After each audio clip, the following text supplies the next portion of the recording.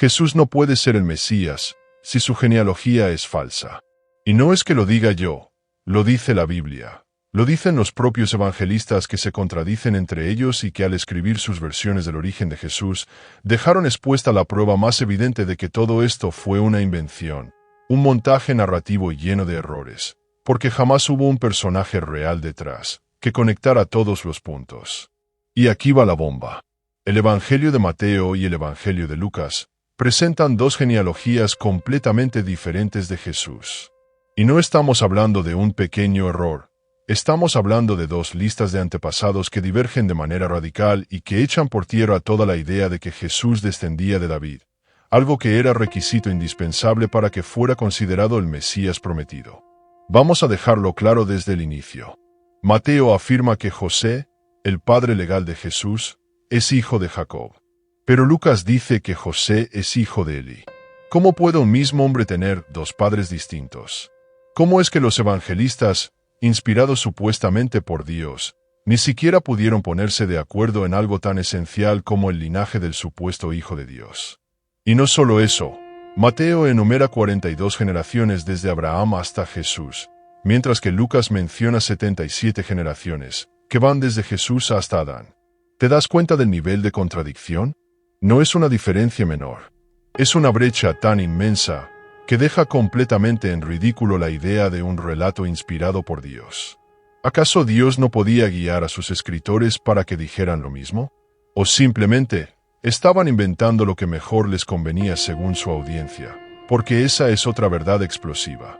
Mateo escribió para una audiencia judía y por eso buscó conectar a Jesús con Abraham y David, para que su Mesías sonara convincente. Lucas, en cambio, escribía para griegos, así que eliminó muchas de esas referencias y presentó una genealogía distinta para hacer a Jesús más aceptable a los ojos paganos. Es decir, no estaban escribiendo historia, estaban construyendo propaganda. No se trataba de preservar la verdad, sino de convencer a distintos públicos. Y lo más fuerte es esto. Si Jesús no desciende de David por sangre, y recordemos que según la doctrina José no es su padre biológico, entonces no cumple el requisito mesiánico básico del Antiguo Testamento. En otras palabras, la genealogía misma destruye su candidatura como Mesías. Y esto no es una interpretación moderna, es algo que rabinos judíos han señalado por siglos. Si Jesús nació de una virgen, entonces no tiene linaje davídico, porque el linaje se transmite por el padre, no por la madre. ¿Cómo puede ser el Mesías si no cumple con eso? Los evangelistas trataron de resolver este hueco absurdo, inventando linajes que se contradicen entre sí, y aún así, no resolvieron el problema, porque ninguno de los dos evangelios logra que Jesús sea hijo de David por vía sanguínea. Y entonces, ¿qué hicieron los líderes religiosos siglos después? Lo maquillaron, lo disfrazaron con teología. Dijeron que se trataba de un linaje espiritual, no físico. Pero, ¿cómo? ¿No era Jesús el cumplimiento literal de las profecías? ¿No se supone que todo debía cuadrar con exactitud? Aquí es donde todo se empieza a desmoronar. Si la misma Biblia tiene versiones opuestas de la familia de Jesús, ¿cómo podemos creer que están hablando de un personaje real?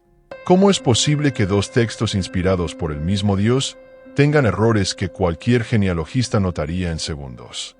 ¿Por qué no hay una sola línea coherente? Algunos defensores de la fe dirán que una genealogía es legal y otra es biológica, pero eso solo empeora las cosas. Porque si ninguna es biológica, entonces Jesús no es descendiente de David por sangre y eso lo descalifica. Y si son intentos de justificar una doctrina con herramientas retóricas, entonces estamos viendo exactamente lo que estamos denunciando, la invención deliberada de una figura diseñada para encajar en expectativas proféticas que no podía cumplir. Aquí viene otra revelación que golpea fuerte.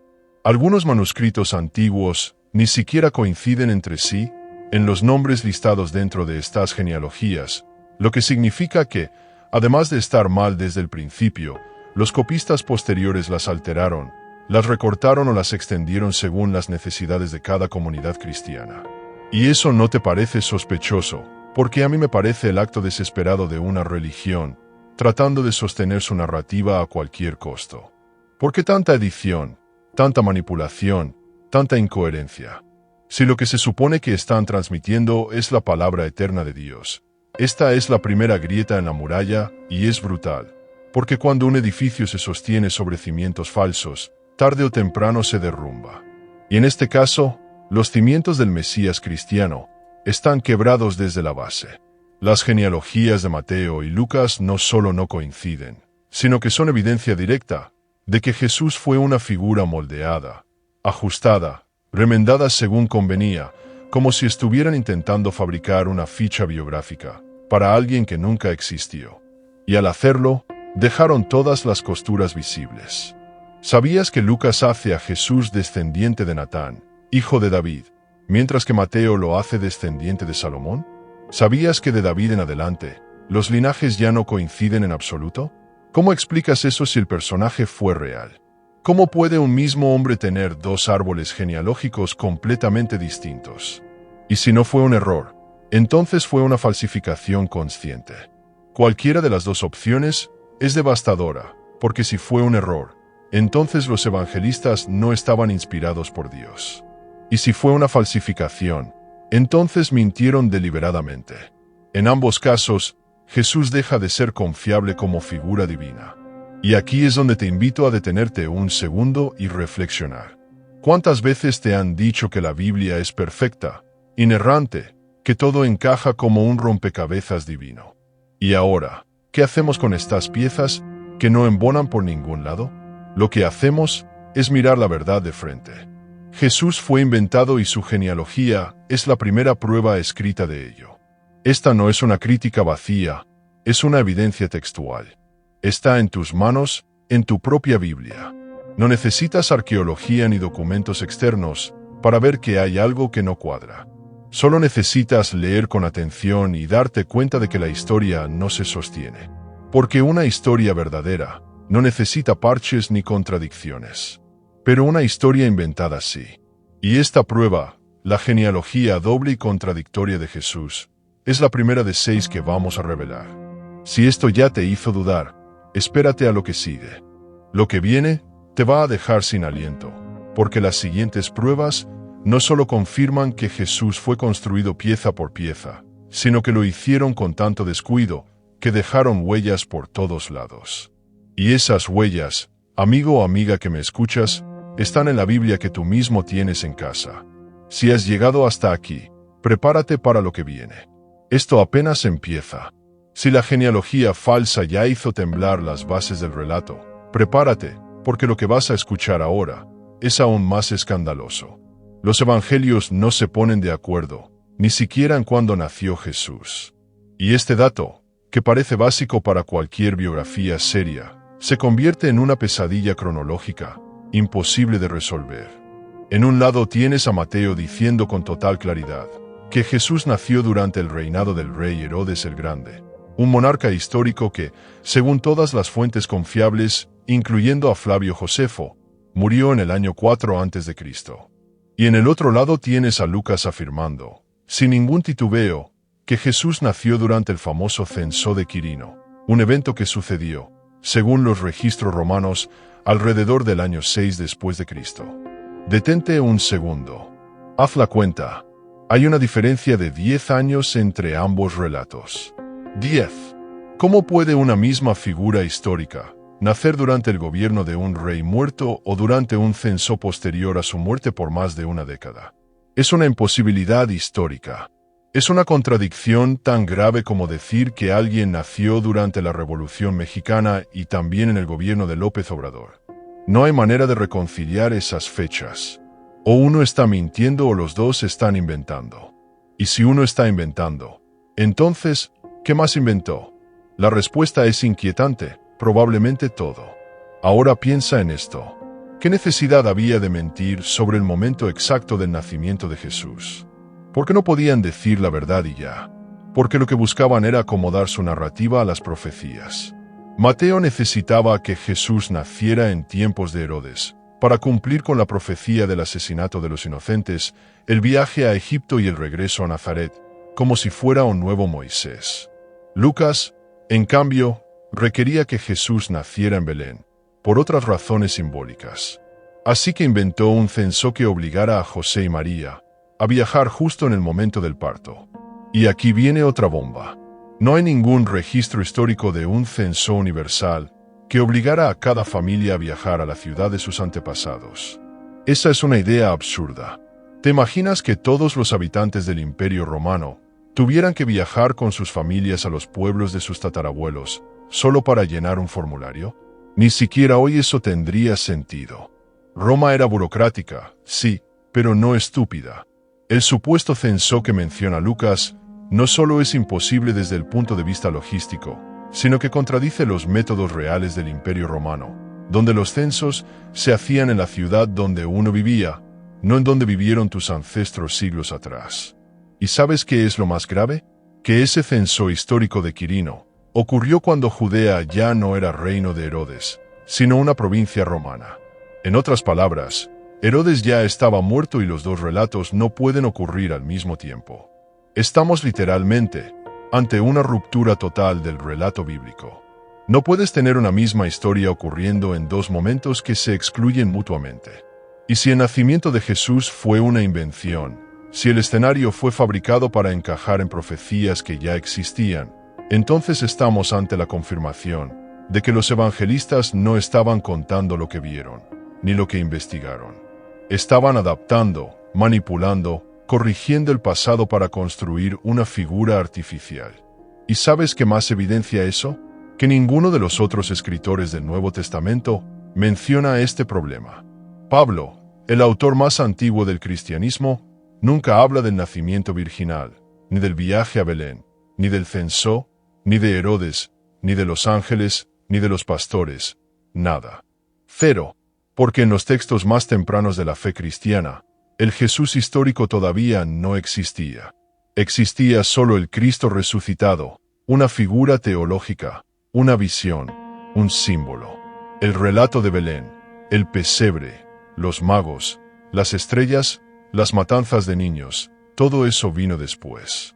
Todo eso fue agregado como capa sobre capa, para construir una historia entrañable y poderosa. Pero como toda mentira que se cuenta en partes distintas, las piezas no encajaron. Y cuando la Biblia dice cosas que se excluyen entre sí, el lector tiene dos caminos. O cierra los ojos y sigue creyendo sin pensar, o los abre y se enfrenta a una verdad incómoda. Yo elegí abrirlos y cuando lo hice, descubrí que Jesús no nació en ningún lugar verificable, en ninguna fecha coherente, en ningún marco histórico real. Jesús nació en la imaginación de quienes necesitaban que naciera. Y si no sabes cuándo nació, si el propio texto sagrado se contradice, entonces, ¿cómo puedes saber que nació? Aquí no estamos hablando de pequeñas diferencias, estamos hablando de una imposibilidad histórica. Y la imposibilidad no se puede ignorar. Porque si un evangelio dice una cosa y otro dice lo contrario, entonces, ¿cuál está diciendo la verdad? O ninguno.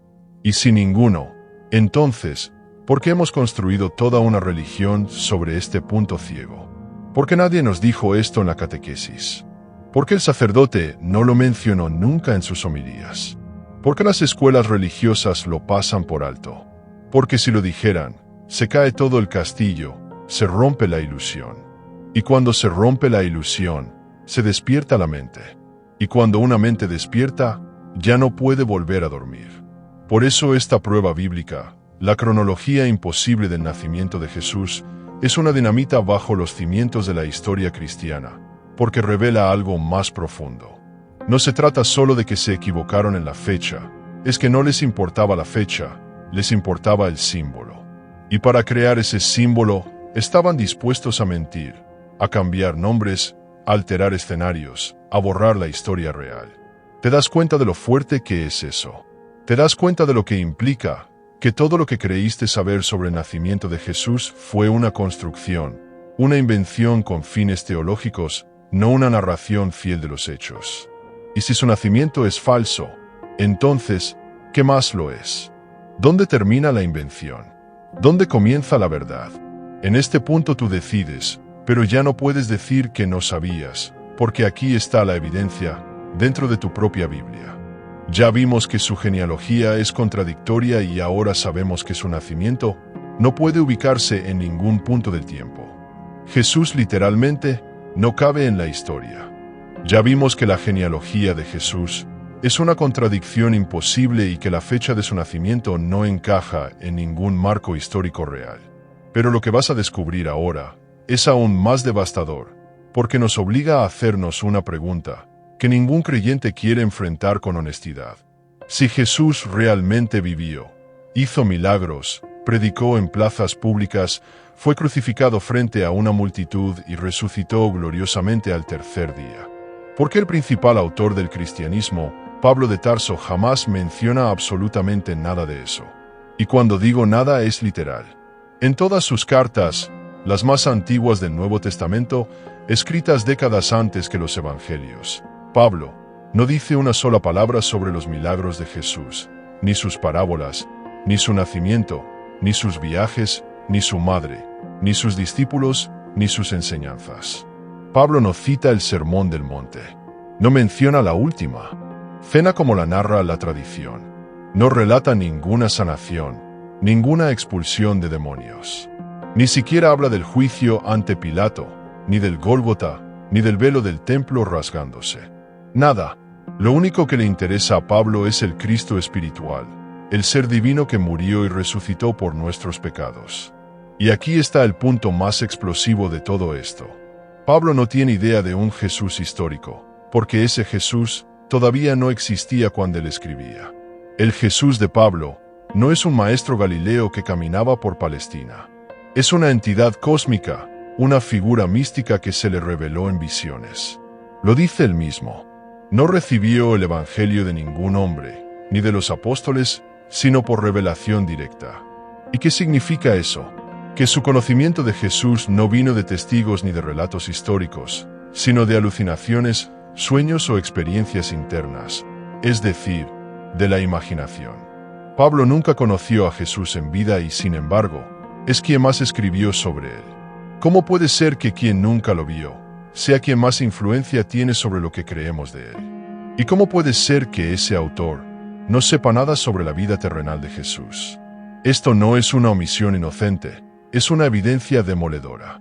Porque si Jesús hubiera sido una figura pública que causó conmoción en Judea, si hubiera hecho prodigios, si hubiera sido crucificado en medio de un terremoto con cielos oscuros y resurrecciones de muertos, como dice Mateo, Pablo tendría que haberlo mencionado. No hay manera lógica de que ignorara esos hechos si hubieran ocurrido. Y no estamos hablando de un desconocido, estamos hablando del fundador del cristianismo, como religión separada del judaísmo. Pablo es el responsable de transformar un movimiento mesiánico judío en una religión universal y lo hace sin hablar de la vida del Mesías.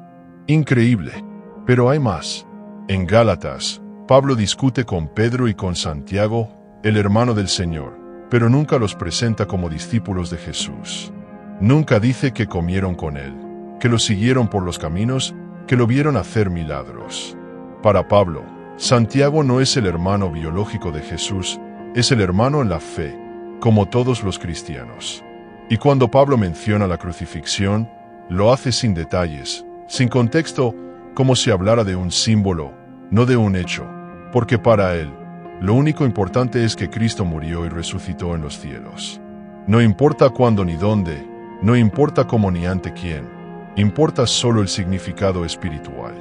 Y eso, querido espectador, no es historia, es teología, es mito, es invención.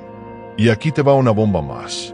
En Primera de Tesalonicenses, la carta más antigua del Nuevo Testamento, escrita hacia el año 50 después de Cristo, Pablo habla de la segunda venida de Jesús, como si fuera a ocurrir en su misma generación. Dice que los muertos resucitarán y que nosotros, los vivos, seremos transformados.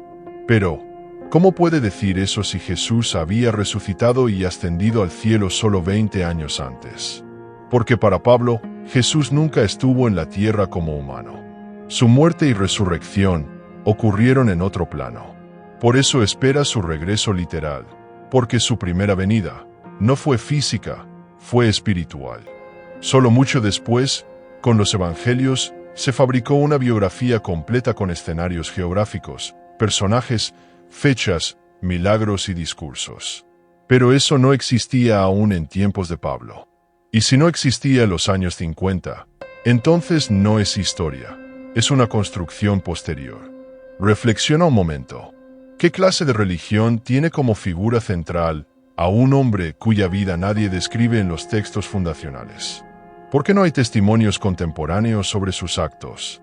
¿Por qué Pablo nunca menciona a María, ni a José, ni a Lázaro, ni a Nicodemo, ni a los fariseos, ni a Caifás, ni al Sanedrín? ¿Por qué no hace referencia al bautismo en el Jordán, ni a la entrada triunfal en Jerusalén, ni al juicio de Pilato? ¿Cómo puede ser que ni una sola de sus epístolas mencione detalles que hoy cualquier niño católico conoce? Porque esos detalles fueron agregados mucho después, y eso lo cambia todo.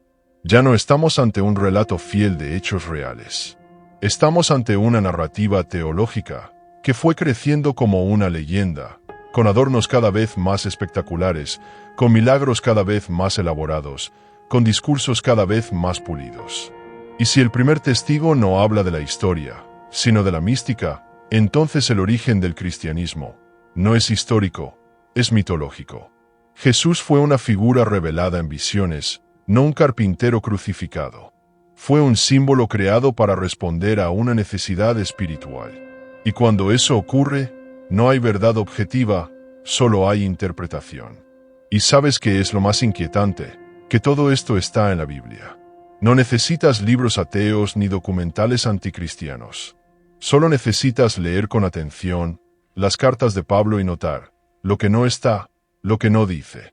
Porque a veces el silencio grita más que las palabras.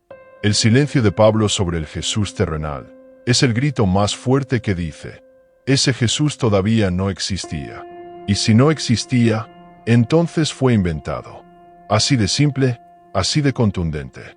Si hasta ahora te ha sacudido descubrir que las genealogías de Jesús se contradicen, que su nacimiento no cuadra con la historia real y que Pablo, el autor más antiguo del cristianismo, jamás menciona nada de su vida terrenal, lo que viene ahora va a romper por completo la imagen que siempre te enseñaron.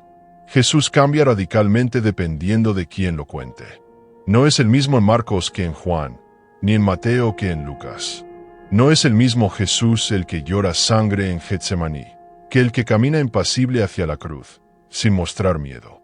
Y eso, más que una diversidad de estilos, es una evidencia brutal de que no están hablando de un personaje real, sino de una figura construida, adaptada, editada y dramatizada según la intención de cada evangelista. En otras palabras, no están retratando al mismo hombre, están creando versiones distintas de una figura idealizada. Comencemos por Marcos, el evangelio más antiguo, escrito alrededor del año 70 después de Cristo. Aquí Jesús es un ser humano exaltado por Dios, después de su bautismo. No hay nacimiento virginal, no hay genealogía, no hay divinidad desde el inicio. Jesús es presentado como un profeta que sufre, que se equivoca, que no sabe todo, que incluso es rechazado por su familia. Es un ser humano al que Dios adopta. Ahora ve a Mateo y Lucas, escritos entre los años 80 y 90. Aquí Jesús ya nació de una virgen. Ya tiene una genealogía cuidadosamente construida para ligarlo con David. Ya realiza milagros más espectaculares y ya enseña con autoridad suprema. Empieza a parecerse más al Jesús divino que se predica hoy en las iglesias. Pero lo más escandaloso viene con el Evangelio de Juan, escrito a finales del siglo, posiblemente después del año 100. En este texto, Jesús ya no es un hombre que fue adoptado por Dios.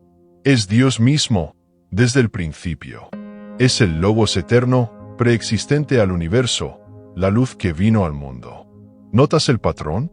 A medida que pasan las décadas, el Jesús de los Evangelios se vuelve cada vez más sobrenatural, más glorificado, más místico. En Marcos, Jesús ni siquiera se llama a sí mismo Dios.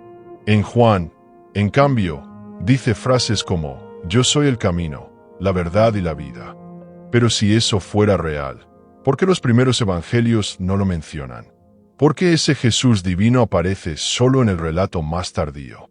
La respuesta es demoledora: porque fue una evolución doctrinal, porque no estaban contando historia, sino ajustando la narrativa a una teología en desarrollo. Si Jesús hubiera sido Dios desde el inicio, como afirma Juan, ¿cómo es que Marcos y Pablo, los dos más antiguos, no lo sabían? ¿Por qué Pablo nunca dice que Jesús es Dios encarnado? ¿Por qué Marcos no incluye ningún relato de la infancia divina, ninguna referencia al Verbo eterno? Porque no existía tal idea. Se fue construyendo poco a poco.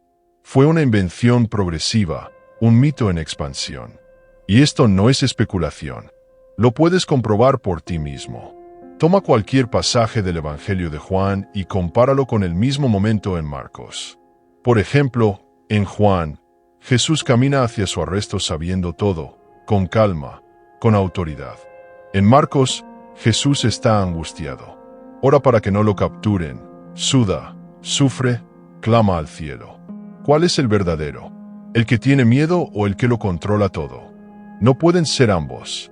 Son retratos incompatibles. Uno es humano, el otro omnisciente.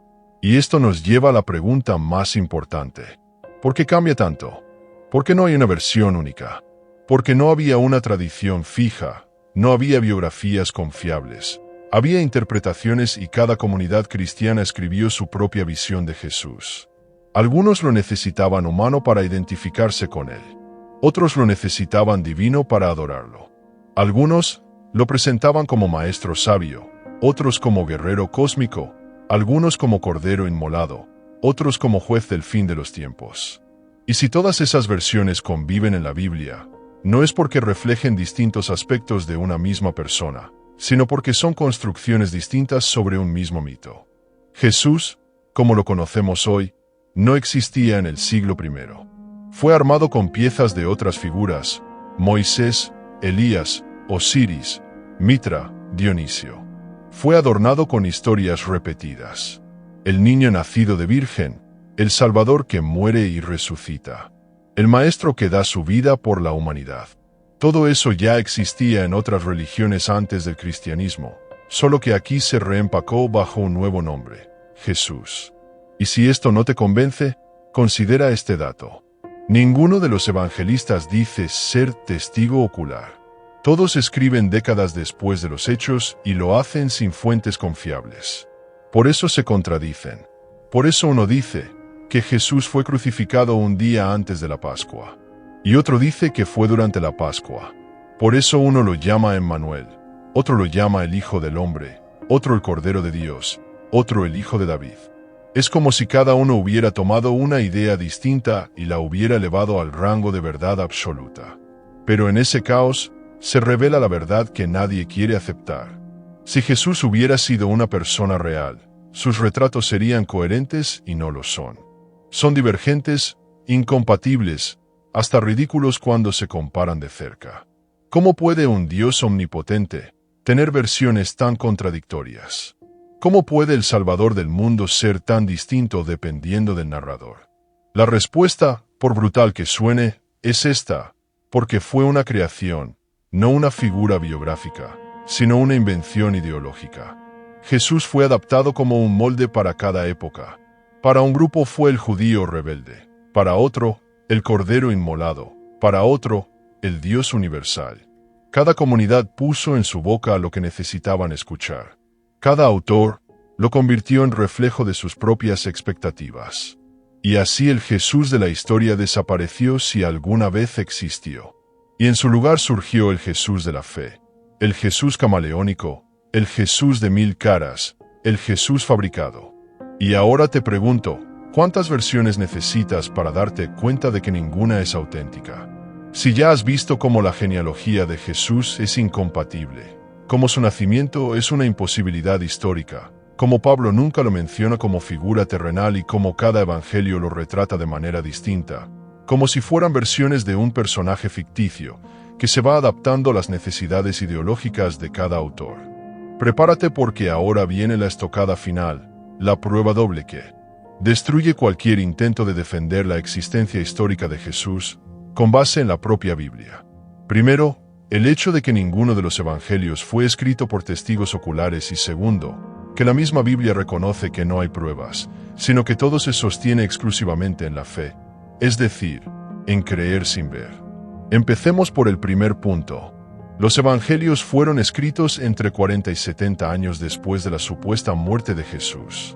Y aunque llevan los nombres de Marcos, Mateo, Lucas y Juan, lo cierto es que nadie sabe quién los escribió realmente. Esos títulos fueron asignados por tradición siglos después. Los propios textos no contienen firmas, no afirman ser de testigos ni presentan pruebas de haber presenciado los hechos. De hecho, en el caso de Lucas, el autor dice claramente que está recogiendo lo que otros le contaron. Eso significa que no vio nada, no oyó nada, no conoció a Jesús, solo recopiló historias orales, cuentos, rumores y versiones que circulaban entre las comunidades. ¿Y sabes qué ocurre con la tradición oral que no se escribe por décadas? Se transforma, se exagera, se mezcla con fantasía, se convierte en leyenda. Como cualquier historia que pasa de boca en boca, termina siendo otra cosa. Entonces, ¿por qué creer que los evangelios son historia fiable? Si el que los escribió ni siquiera vivió cuando ocurrieron los supuestos hechos, ¿de dónde sacó los diálogos exactos? Los pensamientos íntimos de los personajes, los milagros sobrenaturales, los discursos completos palabra por palabra. La respuesta es sencilla. Los inventaron porque no había testigos, no había grabadoras, no había registros escritos contemporáneos. Lo único que había eran ganas de contar una historia poderosa. Y esa historia fue escrita para convencer, no para informar. Fue escrita como propaganda religiosa, por eso se nota la evolución. Por eso en Marcos no hay aparición del Jesús resucitado. El texto termina abruptamente, pero en Juan Jesús resucitado ya camina, habla y hasta come pescado con sus discípulos. Por eso las contradicciones entre evangelistas son tan evidentes, porque ninguno presenció los hechos. Y esto nos lleva a la prueba final, la confesión más honesta de toda la Biblia. Y está justo en el Evangelio de Juan, capítulo 20, versículo 29. ¿Recuerdas a Tomás, el apóstol, que no creyó en la resurrección hasta meter los dedos en las heridas de Jesús? Después de eso, Jesús supuestamente le dice: bienaventurados los que no vieron y creyeron. Esa frase que parece un elogio a la fe, en realidad es una admisión devastadora. Está diciendo que creer sin evidencia es lo correcto, que no importa si no hay pruebas, que lo ideal es creer a ciegas. Y eso, en cualquier otro contexto, sería ridículo. ¿Creerías en un político que te dice que tiene poder, pero sin pruebas? ¿Seguirías a un médico que te pide que confíes en su diagnóstico sin exámenes? ¿Aceptarías la historia de alguien que dice haber visto un milagro sin que nadie más lo haya presenciado? No, ¿verdad? Pero con Jesús te piden eso. Te dicen: no hay evidencia, no hay documentos contemporáneos, no hay testigos vivos, no hay coherencia entre los relatos. Pero créelo igual, porque eso es tener fe, porque eso es lo que Dios quiere. Pero, ¿por qué Dios querría eso? ¿Por qué esconder la evidencia? ¿Por qué hacer que todo sea tan contradictorio, tan confuso, tan débil históricamente? ¿No sería más lógico que si Jesús fue real, todo estuviera perfectamente documentado? ¿No sería más razonable que sus discípulos hubieran escrito sus testimonios con nombre y apellido, con fechas, lugares y detalles claros? Pero no, lo que tenemos son textos anónimos, contradictorios, escritos décadas después, llenos de inconsistencias y huecos. Y la única forma de creerlos es aceptar que no hay evidencia y que la fe es suficiente. Pero esa no es una prueba, esa es una rendición. Esa es la aceptación de que no se puede demostrar. Y si no se puede demostrar, ¿por qué aceptarlo como cierto? Si Jesús hubiera caminado sobre el agua, alimentado a 5.000 personas, resucitado muertos, abierto los cielos, ¿por qué nadie lo escribió en su momento? ¿Por qué ningún historiador de la época lo menciona? ¿Por qué Filón de Alejandría, que vivió en su misma época, no escribió una sola línea sobre él? ¿Por qué el Sanedrín, los romanos, los griegos, los judíos contemporáneos lo ignoraron por completo? Porque no estaba, porque no existía como figura histórica, existía como idea, como construcción literaria. Jesús no fue una persona que vivió y luego fue glorificada. Fue una figura glorificada desde el inicio y después se le inventó una vida armada con piezas sueltas, con símbolos, con mitos anteriores, con propaganda religiosa. Y si tienes dudas, vuelve al punto central. Todo esto está en tu Biblia. Las contradicciones están ahí. La falta de testigos está ahí. La admisión de que todo se basa en fe ciega está ahí. No es teoría conspirativa, no es anticristianismo barato, es una lectura honesta de lo que el texto dice. Y cuando uno se atreve a leer sin miedo, sin dogma, sin presión religiosa, lo que encuentra es claro. Jesús fue inventado. No porque lo diga un YouTube, no porque lo diga un académico, porque lo dice la Biblia en sus contradicciones, en sus omisiones, en sus cambios, en sus silencios y en su confesión final. El mismo texto que se usa para predicar su existencia contiene las semillas de su inexistencia. El mismo libro que te pide creer, también te dice que no hay pruebas si tú decides seguir creyendo porque te lo dijeron desde niño o abrir los ojos y ver que el personaje central de la religión más grande del mundo nunca fue real. Fue creado, fue construido, fue moldeado por siglos y hoy, aquí y ahora, tienes en tus manos la oportunidad de descubrirlo por ti mismo. Si esta verdad ya te sacudió, imagina lo que viene. Nos vemos en un próximo video. Te habla Pensamiento Profundo. Bye bye.